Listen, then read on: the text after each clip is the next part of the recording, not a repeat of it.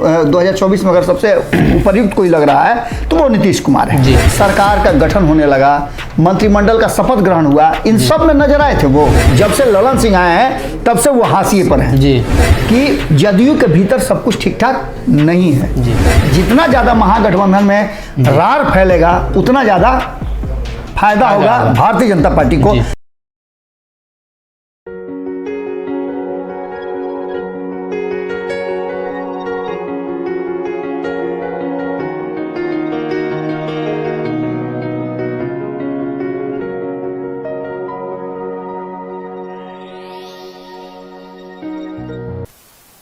नमस्कार, भारत लाइव देख रहे हैं आप, और ये रातों रात है जहां हम बिहार की सियासत से जुड़ी हुई खबरों पर चर्चा करते हैं। बाबा आपको विश्लेषण करके बताते हैं कि बिहार में जो मामला पिछले दिनों घटा है या आने वाले दिनों में जो संभावनाएं व्यक्त की जा रही हैं, तो क्या बिहार की सियासत में बदलाव होने वाला है। उपेंद्र कुशवाहा अक्सर रातों रात में आ जाते हैं, एक बार फिर से उपेंद्र कुशवाहा को ही हम लोग रातों रात में लाए हैं। ऐसा इसलिए कि उपेंद्र कुशवाहा के पास एक अदृश्य शक्ति है, जिस शक्ति का उपयोग करके वो किसी भी गठबंधन को तहस नहस कर सकते हैं।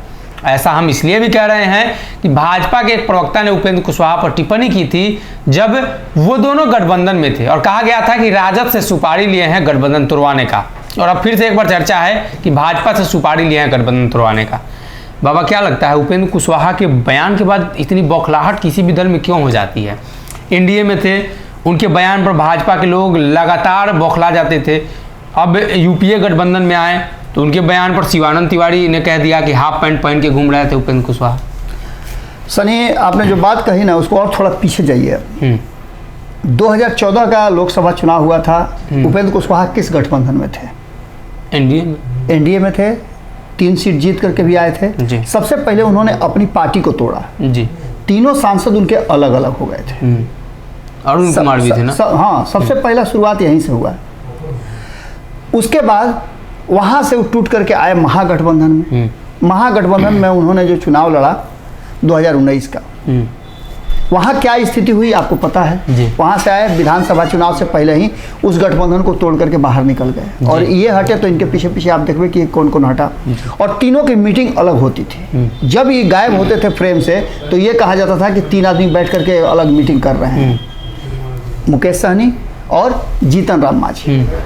उपेंद्र कुशवाहा को, चूंकि उपेंद्र कुशवाहा नीतीश कुमार के बहुत करीबी में से रहे हैं, इसलिए जो लड़छा, जो दाव नीतीश कुमार जानते हैं, उपेंद्र कुशवाहा भी वही जानते हैं।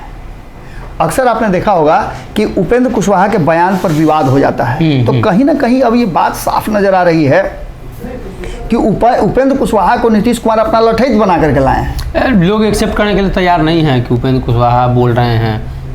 इस गठबंधन में ललन सिंह के बयान पर कोई प्रतिक्रिया नहीं देता था भाजपा की तरफ से। उपेंद्र कुशवाहा जैसे ही बोलते थे पूरा एकदम बवाल हो जाता था। देखिए, उपेंद्र कुशवाहा, हम बताए ना कि वो लठैत बना करके नीतीश कुमार लेकर के आए हैं। उपेंद्र कुशवाहा के आते आपने देखा कि कैसे आरसीपी सिंह की विदाई हो गई, जो आरसीपी सिंह सबसे करीबी हुआ करते थे, और बहुत सोफिस्टिकेटेड तरीके से नीतीश कुमार की बातों को और नीतीश कुमार को वो रखते थे अपने सहयोगी दलों और विपक्ष के सामने। इन सब के बाद उपेंद्र कुशवाहा जैसे ही आए तो सबसे पहला काम ये हुआ था कि उपेंद्र कुशवाहा के आते भाजपा से एक बयान आया था जी, कि नया मुल्ला है, प्याज ज़्यादा खाते हैं जी जी। सम्राट चौधरी ने ये बयान दिया था, और उसके बाद से चूंकि उपेंद्र कुशवाहा एनडीए से बाहर गए थे, और एनडीए से बाहर जाने के बाद वो फिर एनडीए में नीतीश कुमार के जरिए शामिल हुए थे, तो निश्चित रूप से एनडीए के घटक दल यानी भारतीय जनता पार्टी को इस बात का टेंशन जरूर होना था। और यही कारण था कि उपेंद्र कुशवाहा की सबसे बड़ी खासियत यह है कि उपेंद्र कुशवाहा दिखाते तो हैं कि उन्हें कुछ नहीं चाहिए नीतीश कुमार की तरह, लेकिन चाहिए सब कुछ। लेकिन उनको चाहिए सब कुछ। आप समझिएगा कि जब सरकार का, अभी सोचिए कितनी बड़ी बात हो रही थी, आपने तो बताया ही कि लगता है जैसे सुपारी लिए हुए थे। जैसे ही महागठबंधन में आए नीतीश कुमार, सरकार का गठन होने लगा, मंत्रिमंडल का शपथ ग्रहण हुआ, इन सब में नजर आए थे वो। गायब थे, दिल्ली में थे। अब दिल्ली में फोन पर कौन किससे बात करता है, सर्विलांस पे तो रखे हुए नहीं है, किससे बात किए। अगर सुपारी की बात चल रही है कि उन्होंने सुपारी लिया था, तो ऐसा भी हो सकता है कि सुपारी दूसरे पक्ष से भी ले सकते हैं। कारण कि देखिए, सबसे बड़ी बात है सनी कि आने वाला जो 2019 का चुनाव, माफ़ कीजिए 2024 का चुनाव और 2025 का चुनाव होगा, उस चुनाव में सबसे बड़ी बात जो सामने नजर आ रही है कि किसे किसे टिकट मिलेगा जी, किसके हिस्से में कितना टिकट जाएगा। बाबा 2024 चुनाव होने वाले हैं, 2014 में भी चुनाव था, तो 14 वाला स्थिति 24 में बन रही है। सब कुछ साफ है, नीतीश कुमार इधर हैं, नरेंद्र मोदी के खिलाफ लगातार फील्डिंग हो रही है, बिहार में एकदम भाजपा नेताओं का जमावड़ा है, उपेंद्र कुशवाहा गलत जगह पे हैं। क्या उपेंद्र कुशवाहा वापसी करेंगे क्या एनडीए गठबंधन में 14 वाली स्थिति को लेकर? देखिए, उपेंद्र कुशवाहा का जो बेचैनी है वो साफ समझ में आता है। अगर आपके घर में कोई बंटवारा हो या फिर आपको कह दिया जाए कि छोड़ करके इस घर को उस घर में जाइए, तो अपने सारे सामानों के साथ जाइएगा ना जी। लेकिन अगर आपका पलंग एडजस्ट रूम में नहीं होता हो जी, आपका कूलर फ्रिज नहीं रखाता हो, तो निश्चित रूप से आपको टेंशन होगा कि हम कहाँ चले आए। निश्चित रूप से ऐसा ही कुछ नजर आया जब अपनी पार्टी का विलय करके वो जदयू में आए, तो उनको अंदाजा था, जिस तरह से नीतीश कुमार से बातचीत हुई थी, कि उनके सारे लोग जो हैं उन लोगों को एडजस्ट किया जाएगा। लेकिन आरसीपी सिंह ने बाहर से आए हुए किसी भी को भी प्रश्रय देने का और उसे अधिकार देने का छोड़कर, हाँ बस उपेंद्र कुशवाहा को, चूंकि उनका डायरेक्ट नीतीश कुमार से था और बाकी लोग संगठन की तरह आने थे, क्योंकि उस समय अध्यक्ष जो है, अध्यक्ष की कुर्सी पर या महासचिव की कुर्सी पर, राष्ट्रीय महासचिव की कुर्सी पर आरसीपी सिंह थे। इन सारी बातों को लेकर के आपने देखा कि किस तरह से जब फर्स्ट बयान उन्होंने दिया तो सीधे वो हमला कर दिया कि भाई प्रधानमंत्री के उम्मीदवार और दावेदारों में 2019 में सबसे ज़्यादा, अगर 2024 में अगर सबसे उपयुक्त कोई लग रहा है तो वो नीतीश कुमार है जी। और नीतीश कुमार की पुरानी जो इच्छा थी उसको उन्होंने कहीं ना कहीं हिला दिया जी, जगा दिया। ऐसी स्थिति में आप भारतीय जनता पार्टी की तरफ, जहाँ एक तरफ नीतीश कुमार प्रधानमंत्री बनाने के लिए 2019 में गठबंधन तोड़ के आ जाते हैं जी, कि नरेंद्र मोदी से बढ़िया कोई हो ही नहीं सकता है, इनके विकास हुआ है, ये हुआ है, वो हुआ है। अब कल ही का बात आप सुनिए ना जी, कि कल ही जो आ करके अमित शाह ने बिहार की धरती पर, इससे पहले बोल के गए थे जेपी नड्डा, आ करके कल मंच से उन्होंने कहा, वो भी सीमांचल में जाके कहा है जहां के लिए लोग लड़ाई लड़ रहे थे, कि सीए और एनआरसी दोनों लागू करेंगे। अब आप समझ लीजिए कि कितना बड़ा घात करवा दिए जी, ये तो सीधा घात है। अब जब उपेंद्र कुशवाहा ने प्रधानमंत्री के उम्मीदवार के रूप में नीतीश कुमार को खड़ा किया जी, तो ऐसी स्थिति में भारतीय जनता पार्टी का गुस्सा होना, भारतीय जनता पार्टी को ये बताना कि आप प्रधानमंत्री के लायक नहीं हैं, उसने भी अपने लोगों से बात करवाई और उपेंद्र कुशवाहा पर हमला होते होते अचानक से नीतीश कुमार पर भी हमला होने लगा जी, क्योंकि एसेट तो नीतीश कुमार थे, ऑब्जेक्ट नीतीश कुमार थे। नीतीश कुमार को लेकर के सब बात केंद्र बिंदु में एकदम लड़ाई पहुंच चुका था। बिल्कुल। अब ऐसी स्थिति में आप देख लीजिए कि जब ये सब कुछ होने के बाद इनको लग रहा था कि जब हम शिफ्ट हो जाएंगे, महागठबंधन की तरफ जाएंगे तो बहुत कुछ मिल जाएगा जी जी, लेकिन मिलने के जगह पर इनको कहीं ना कहीं साइड कर दिया गया और इसका दंश जो है इनको अब झेलना पड़ रहा है। ऐसी स्थिति में आप देखिए कि दिल्ली में थे तो ये कहा जा रहा था कि मंत्रिमंडल में नहीं शामिल होने से गुस्से में हैं, आए तो उन्होंने जो बयान दिया वो नीतीश कुमार टाइप बयान था कि हमको कुछ नहीं चाहिए। नीतीश कुमार को अगर दिल्ली में 2019 में कुछ नहीं चाहिए था केंद्रीय मंत्रिमंडल में, तो आ करके यहाँ अपना मंत्रिमंडल का विस्तार करके एनडीए में रहते हुए अपने 5 लोगों को क्यों मंत्री बनाए थे, गुस्से का इजहार किए थे।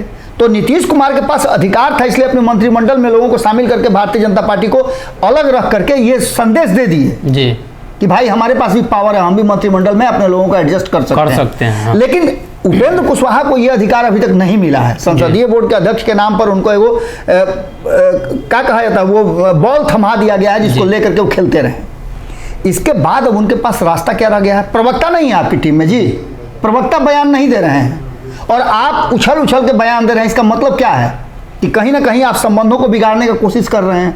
आपके बयान पर विवाद भी हो जा रहा है।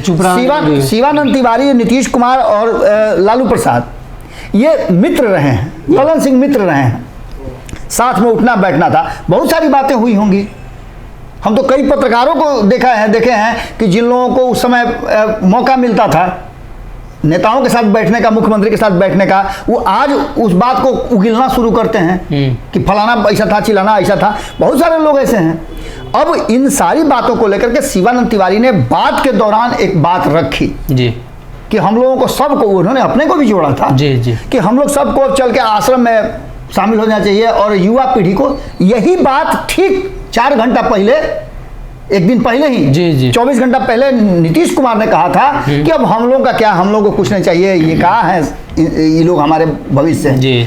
तो अगर नीतीश कुमार ने वो बात कही, उस पर शिवानंद तिवारी ने रिएक्ट करते हुए ये कहा कि चलिए हम लोग आश्रम चलते हैं, और उन्होंने उसको डिफाइन भी किया जी कि जब हम साथ में रहा करते थे 1996 से लेकर के 2000 तक की बात करते हैं कि हम लोग कई बार बैठे हैं, यहाँ तक कि लालू प्रसाद को उन्होंने चारा घोटाला में आरोपी बनाया गया तो उसमें हस्ताक्षर भी किया, लालू प्रसाद के साथ वो हैं। तो ऐसी स्थिति में अगर नीतीश कुमार रिएक्ट करते तो बात अलग था, लेकिन बेचैनी अगर उपेंद्र कुशवाहा की बढ़ रही है और उपेंद्र कुशवाहा ने ये बात रखी है तो उन्होंने कहीं ना कहीं पूरे जदयू और राष्ट्रीय जनता दल के बीच में खटास पैदा कर दिया। इस बयान पर खास करके 3 लोगों का बोलना और ज्यादा सालता है। किन किन लोगों ने बोला है ये भी बहुत मार्केबल बात है। वो 2 लोग बोले हैं जो अभी वर्तमान परिस्थिति में जब से ललन सिंह आए हैं तब से वो हाशिए पर हैं। जी। 3 लोगों में से एक तो आरसीपी सिंह पार्टी से बाहर हो गए। जी। लेकिन 2 लोगों को यह लगता था कि नीतीश कुमार के सबसे करीबी में से वो हैं, नीतीश कुमार के हितैषी हैं। आज उन लोगों की स्थिति भी उस तरह की नहीं है। एक अशोक चौधरी हैं, दूसरा संजय झा है। इन लोगों को अपने विभाग के अलावे और कुछ मिल नहीं रहा है। अशोक चौधरी से कल ही जब पूछा जा रहा था, पत्रकारों ने कई सवाल किए, सवालों के जवाब देने में अशोक चौधरी जबकि प्रखर नेता हैं, अपनी बातों को बहुत मजबूती से रखते हैं, अटक रहे थे। ये बता रहा था कि कहीं ना कहीं डर है, बोलने में वो संयम का उपयोग कर रहे हैं। लेकिन संजय झा ने वही बात दोहरा दी। इसका मतलब है कि जदयू के भीतर सब कुछ ठीक ठाक नहीं है। इसके अलावा आपको बता रहे हैं कि मदन सहनी ने ये बात कहा है। जी। मदन सहनी कौन है? जो नीतीश कुमार के मंत्रिमंडल से इस्तीफा देने के लिए तैयार थे। तो ऐसे लोगों को चिन्हित करके उपेंद्र कुशवाहा के बयान का इन लोगों को वो कहना निश्चित रूप से इस बात की तरफ इशारा कर रहा है कि जदयू के भीतर सब कुछ ठीक ठाक नहीं है। और ऐसी स्थिति में उपेंद्र कुशवाहा दो धारा पर बिहार की राजनीति चल रही है। पहला धारा यह है कि जदयू के कुछ नेता चाहते हैं कि तेजस्वी यादव के साथ चला जाए और एक बार फिर से मंत्रिमंडल नए सिरे से बने। नीतीश कुमार तेजस्वी यादव को मुख्यमंत्री बना दें, जो तेजस्वी यादव के नजदीकी हैं वो फिर से मंत्रिमंडल में शामिल हो जाएं, उनको फायदा हो जाए। और दूसरी धारा ये चल रही है कि जो लोग ये देख रहे हैं कि नीतीश और तेजस्वी के एक साथ आने से उनके अधिकारों का हनन होगा, उनको टिकट नहीं मिल पाएगा 2024-25 में, वो अब बेचैन है। उनकी बेचैनी का कहीं ना कहीं प्रतिनिधित्व कर रहे हैं उपेंद्र कुशवाहा जी। और उपेंद्र कुशवाहा बेचैनी का जब प्रतिनिधित्व कर रहे हैं तो साफ ही कहा जा सकता है और लोगों का शंका हो रहा है कि कहीं ऐसा तो नहीं कि दिल्ली में गए थे तो भाजपा से सुपारी लेकर के आए हैं जी। ये बातें अब पूरी तरह से चर्चा का विषय बनी हुई हैं और खास करके नीतीश और तेजस्वी के संबंधों के बीच में अगर कोई आता है, चाहे वो शिवानंद तिवारी हो, चाहे उपेंद्र कुशवाहा हो या कोई हो, तो इसका सीधा मतलब है कि उन्हें ये गठबंधन पसंद नहीं है और इसका फायदा भारतीय जनता पार्टी को मिलेगा। इससे आप इनकार नहीं कर सकते हैं, क्योंकि जितना ज्यादा महागठबंधन में रार फैलेगा उतना ज्यादा फायदा होगा भारतीय जनता पार्टी को। इसके साथ साथ अब थोड़ा सा वक्त और हम लेंगे कि 23-24 को बिहार में आकर के सीमांचल में गरज के गए हैं अमित शाह और उन्होंने कहा है कि बिहार के लोगों को मैं इस बात का गारंटी देता हूं कि सरकार चाहे यहाँ जिसकी हो, लेकिन असल सरकार जो है वो नरेंद्र मोदी के हाथ में है और किसी के साथ अन्याय नहीं होने देंगे। दूसरा सबसे महत्वपूर्ण बात था कि उन्होंने कहा कि आप लोग तैयार रहिए, हमें जिताइए, हम बिहार को बदल देंगे जी। इसका सीधा मतलब संदेश जाता है कि कभी भी चुनाव हो सकते हैं जी, जी। और तीसरा सबसे महत्वपूर्ण बात उन्होंने कहा है कि 2024 में नरेंद्र मोदी के हाथ में फिर से सरकार देने की बिहार के लोग तैयारी कर रहे हैं जी। इन सब के बाद अब 23-24 का घटना हो गया, बाद में 25 तारीख को एक बड़ा जुटान हो रहा है महागठबंधन का हरियाणा में। चौटाला के कार्यक्रम में सभी लोग जुटेंगे, जिसका कि तेजस्वी यादव ने कहा भी है कि हम नीतीश जी के साथ जा रहे हैं, लेकिन लालू प्रसाद भी उसी के साथ जा रहे हैं। हाँ। लालू प्रसाद नीतीश कुमार का अंगुली पकड़ करके सोनिया गांधी के पास लेकर के जाएंगे, ये कहलवाने के लिए कि हाँ प्रधानमंत्री का उम्मीदवार इनको बनाया जाएगा या जरूरत पड़ने पर इनका नाम आगे करके और नरेंद्र मोदी से टक्कर दिया जा सकता है बाद में, चुनाव के बाद जो हो जाए। सीताराम येचुरी में भी कहा है कि चुनाव के बाद भी हम अलायंस कर सकते हैं। ये सारी बातें होने का कहीं ना कहीं अर्थ और मतलब एक ही तरफ इशारा कर रहा है कि उपेंद्र कुशवाहा एक बार फिर से अपनी पार्टी और पार्टी के आइडियोलॉजी के साथ साथ नीतीश कुमार की टीम जो है उस टीम से संतुष्ट नहीं है, और यही कारण है कि वो इस तरह के बयान दे रहे हैं जिससे उन्हें नोटिस किया जाए। और ये बातें भारतीय जनता पार्टी लगातार कहती आ रही है कि उपेंद्र कुशवाहा हैं कौन, उनको नोटिस कराने के लिए वो मीडिया में अंट का भंट बयान देते हैं। हालांकि उपेंद्र कुशवाहा के बयानों का बहुत ज़्यादा असर पड़ता नहीं है। नीतीश कुमार को कितना हिला डुला लीजिए आप, जो उनके मन में आता है वही करते हैं, और इस मामले में नीतीश कुमार को ऊपर से ही प्राप्त है सब कुछ। जी, तो कहीं ना कहीं उपेंद्र कुशवाहा के बयान के बाद एक बार फिर से गठबंधन के अंदर जो सियासत है वो तेज हो गई है। ऐसे में आरोप प्रत्यारोप का दौर फिर से शुरू हो चुका है। तो इंतजार करिए, क्या फिर से वही परिणाम सामने आएगा जो भाजपा और जदयू के गठबंधन के बीच रहते हुए कुशवाहा के बयान ने दिए थे। आज भूमिहार सामाजिक फ्रंट की बैठक रखी गई थी, किन मुद्दों पर बातचीत हुई? देखिए, आज बिहार के गौरव, देश के गौरव, कवि कुल शिरोमणि रामधारी सिंह दिनकर जी की जयंती थी। इस अवसर पर भूमिहार ब्राह्मण सामाजिक फ्रंट की प्रदेश कार्य समिति की बैठक हुई। हम लोगों ने सर्वप्रथम अपने कुल गौरव, बिहार के गौरव रामधारी सिंह दिनकर जी को श्रद्धा सुमन अर्पित किए, और उसके बाद हम लोगों ने संगठनात्मक कार्यक्रम बहुत सारे तय किए हैं।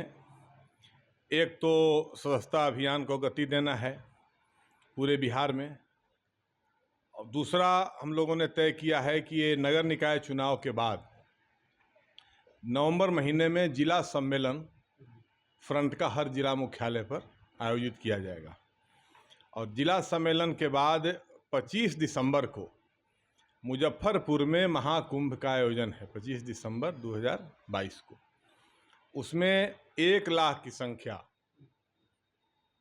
इकट्ठी होगी। 1 लाख लोग भूमिहार समाज के वहाँ इकट्ठे होंगे, और वहाँ बैठ करके समाज की दशा दिशा पर विचार करेंगे, और पूरे बिहार को और देश को एक संदेश देने का काम करेंगे कि भूमिहार समाज को कोई भी उपेक्षित नहीं कर सकता है। यह समाज बिहार की धुरी रहा है, धुरी रहेगा, और इसको इग्नोर करके कोई भी बिहार में सर्वाइव नहीं कर सकता है। कोई भी धारा, चाहे पक्ष की धारा हो या विपक्ष की धारा हो। इन सारे विषयों पर हम लोगों ने विचार विमर्श किया है, और उस संबंध में बात हुई, और आगे कार्यक्रम किया जाएगा।